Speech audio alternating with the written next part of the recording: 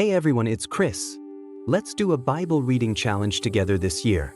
Ever wanted God's peace to be with you 24/7? Or find answers to life's big questions? The Bible can change your life, and we're doing it together. Check out the description below for a free PDF with a daily reading checklist to keep you on track from January to December. Let's keep going with Nehemiah today, from chapters 11 to 13. Nehemiah 11. Now the leaders of the people settled in Jerusalem.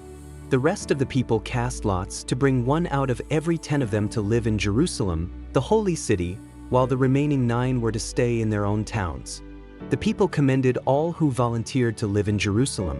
These are the provincial leaders who settled in Jerusalem, now some Israelites, priests, Levites, temple servants, and descendants of Solomon's servants lived in the towns of Judah, each on their own property in the various towns, while other people from both Judah and Benjamin lived in Jerusalem from the descendants of Judah. Athaiah son of Uzziah, the son of Zechariah, the son of Amariah, the son of Shephatiah, the son of Mahalalel, a descendant of Perez, and Messiah son of Baruch, the son of Kolhoz, the son of Haziah, the son of Adiah, the son of Joiarib, the son of Zechariah, a descendant of Shelah.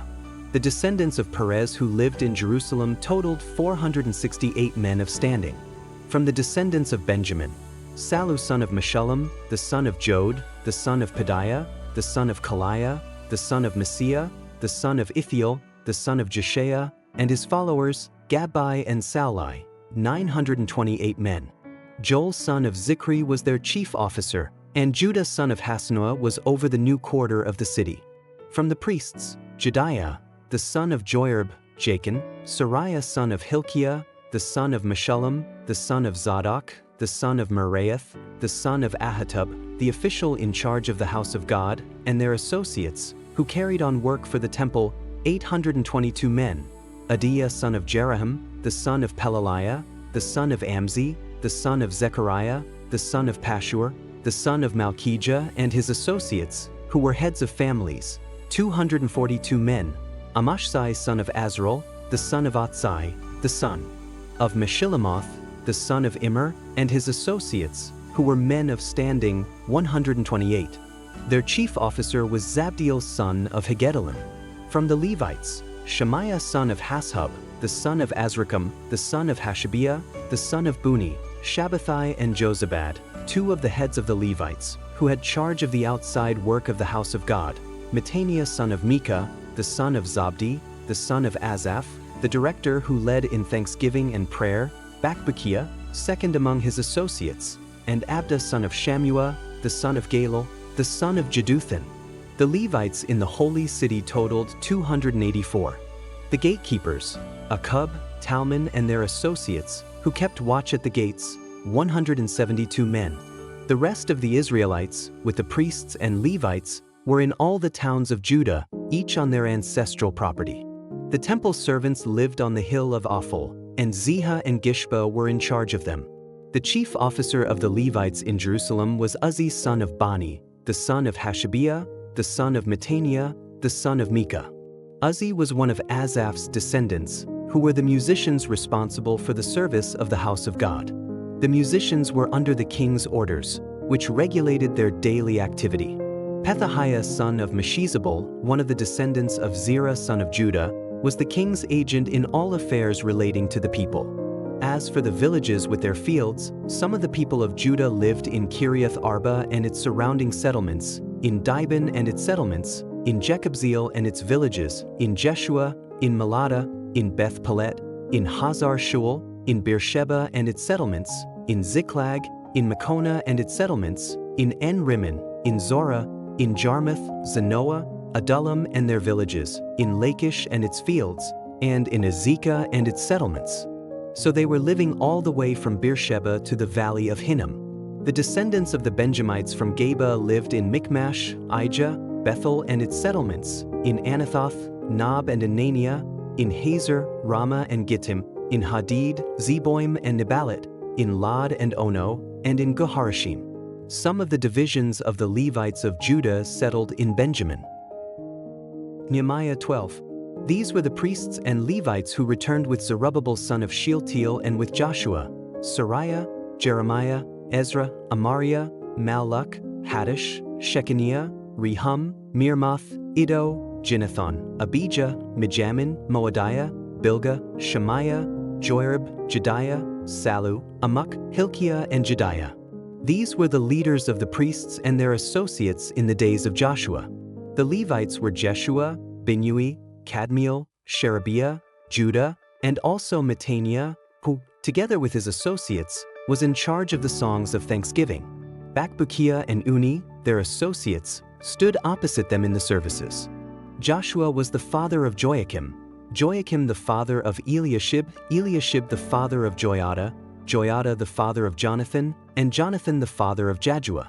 In the days of Joachim, these were the heads of the priestly families: of Sariah's family, Moriah; of Jeremiah's, Hananiah; of Ezra's, Meshullam; of Amariah's, Jehohanan; of Malach's, Jonathan; of Shechaniah's, Joseph; of Haram's, Adnah; of Meremoth's, Helkai; of Iddo's, Zechariah; of Ginnethon's, Meshullam; of Abijah's, Zichri; of Miniamin's and of Moadiah's, Piltai; of Bilgah's, Shammua; of Shemaiah's, Jehonathan; of Joarib's, Mattani; of Jediah's, Uzzi; of Sallu's, Kalai; of Amok's, Eber; of Hilkiah's, Hashabiah; of Jediah's, Nethanel.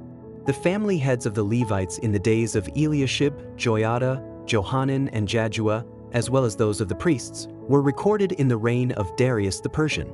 The family heads among the descendants of Levi up to the time of Johanan son of Eliashib were recorded in the book of the Annals. And the leaders of the Levites were Hashabiah, Sherebiah, Jeshua son of Kadmiel, and their associates, who stood opposite them to give praise and thanksgiving, one section responding to the other, as prescribed by David the man of God. Mattaniah, Bakpiah, Obadiah, Meshullam, Talmon, and Akub were gatekeepers who guarded the storerooms at the gates. They served in the days of Joachim son of Joshua, the son of Jozadak, and in the days of Nehemiah the governor and of Ezra the priest, the teacher of the law. At the dedication of the wall of Jerusalem, the Levites were sought out from where they lived and were brought to Jerusalem to celebrate joyfully the dedication with songs of thanksgiving and with the music of cymbals, harps, and lyres. The musicians also were brought together from the region around Jerusalem, from the villages of the Netophathites, from Beth Gilgal, and from the area of Geba and Asmaveth, for the musicians had built villages for themselves around Jerusalem. When the priests and Levites had purified themselves ceremonially, they purified the people, the gates, and the wall. I had the leaders of Judah go up on top of the wall. I also assigned 2 large choirs to give thanks. One was to proceed on top of the wall to the right, toward the dung gate.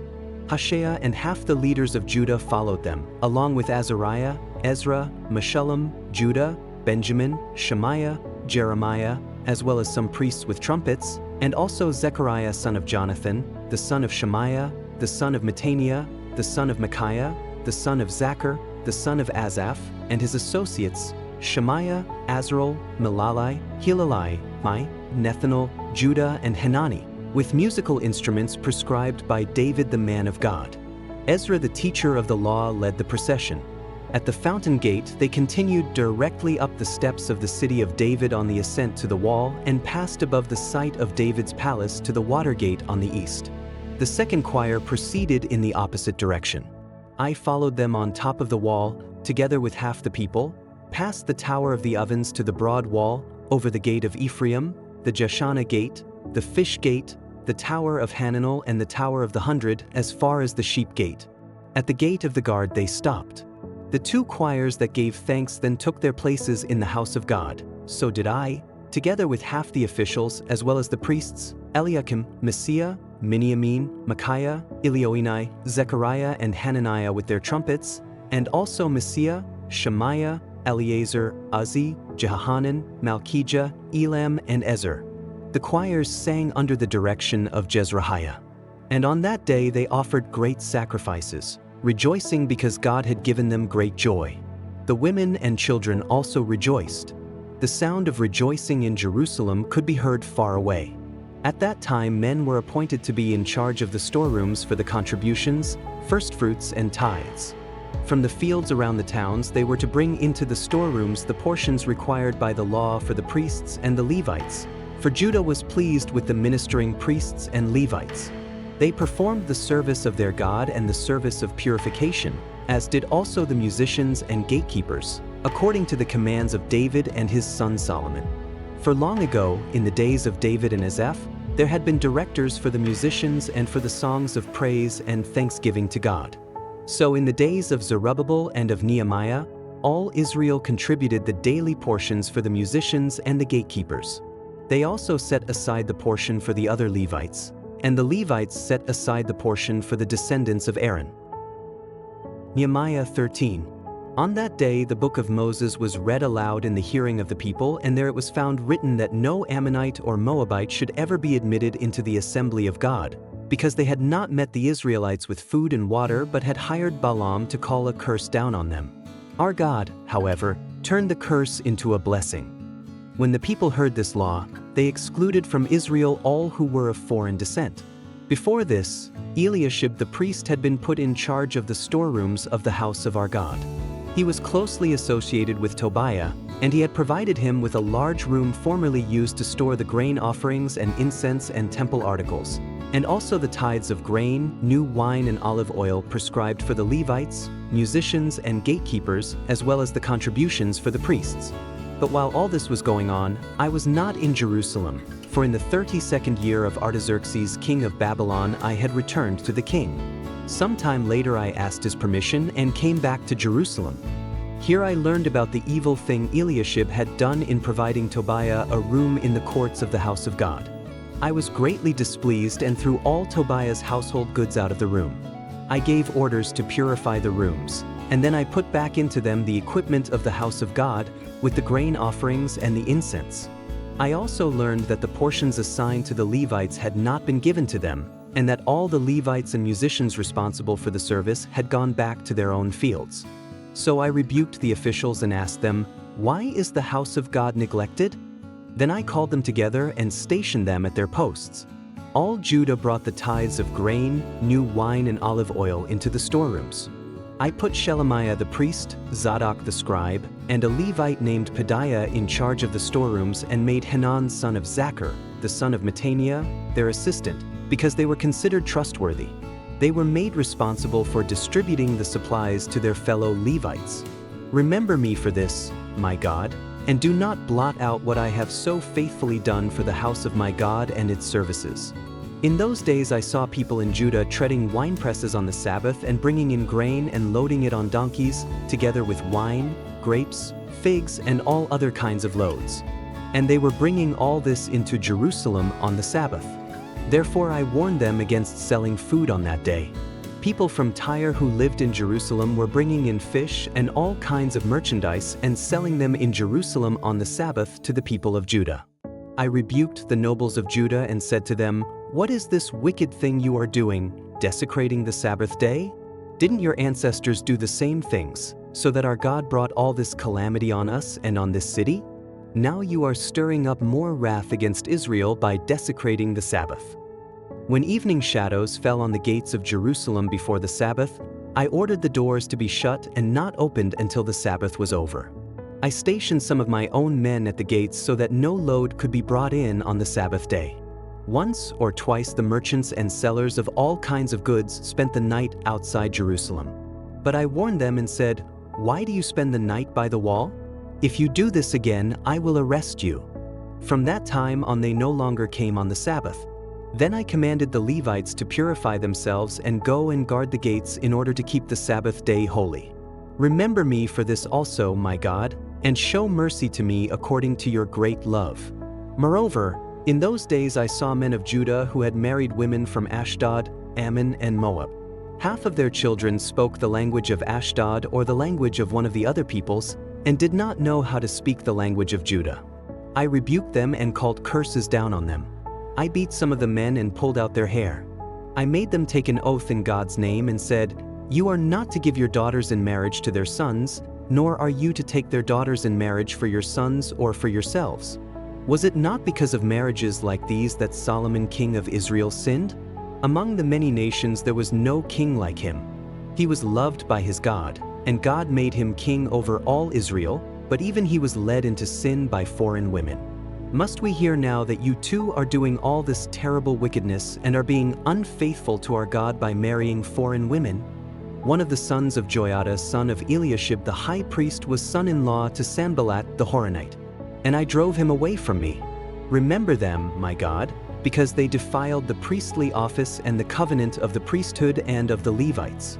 So I purified the priests and the Levites of everything foreign, and assigned them duties, each to his own task. I also made provision for contributions of wood at designated times, and for the firstfruits. Remember me with favor, my God.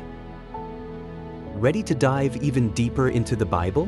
I've got a complete course for you to explore every book from cover to cover. Check out the link in the description. Share this journey with your loved ones. God's word is for everyone.